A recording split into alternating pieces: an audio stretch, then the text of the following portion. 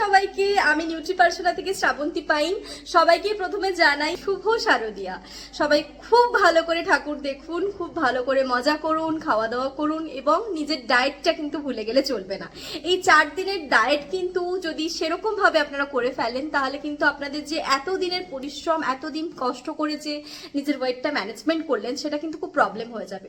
তো তার জন্য আমার কাছে যারা রানিং ক্লায়েন্ট আছেন তাদেরকে কিন্তু আমি ডায়েট চার্ট দিয়ে দিয়েছি যে পুজোতে কি কি খেলে কিন্তু ডায়েটের কোনো প্রবলেম হবে না, বা কি ধরনের ফুড আপনারা বাইরে থেকেও নিতে পারেন বা খেতে পারেন।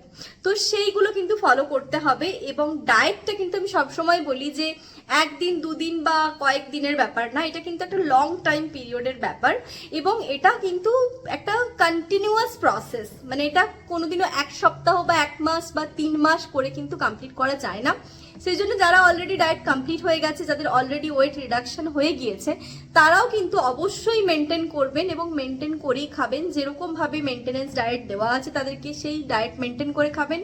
এবং তারপরে পুজোতে আর কি কি খেতে পারেন এক্সট্রা, বা বাইরে বেরোলে কি কি খাবার আপনারা নিতে পারেন, সেগুলো কিন্তু আমার কাছ থেকে অবশ্যই জেনে নেবেন যে কি ধরনের খাবার খেলেও কিন্তু আপনাদের হেলথের সেরকম ভাবে কোনো ক্ষতি হবে না বা ওয়েট তাড়াতাড়ি গেইন করবে না, সেগুলো কিন্তু আমার কাছ থেকে অবশ্যই জেনে নেবেন। এবং যারা রানিং আছেন তাদেরকে তো আমি অনেককেই গাইড করে দিয়েছি। যারা এখনো নেননি ডায়েট, তারপরে মানে যে পুজোতে কি ধরনের খাবার খাবেন সেটা কিন্তু আমার কাছ থেকে জেনে নেবেন।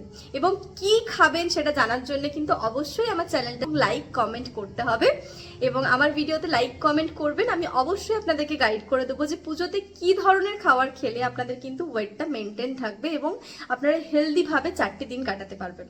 কারণ এইটা 4টে দিন পরে কিন্তু মনে রাখতে হবে আমাদের কিন্তু পুরো হোল ইয়ারটা আমাদের কাছে একটা চ্যালেঞ্জ যে ভালো থাকা, সুস্থ থাকা। তো এই 4টে দিন আমরা এমন কিছু খেয়ে নেবো না বা এমন ইনটেক করে নেবো না যেটা আমাদের হেলথের উপর খুব এফেক্ট পড়ে যায় এবং আমাদের ডায়েটটা পুরো ডিসব্যালেন্স হয়ে যায়।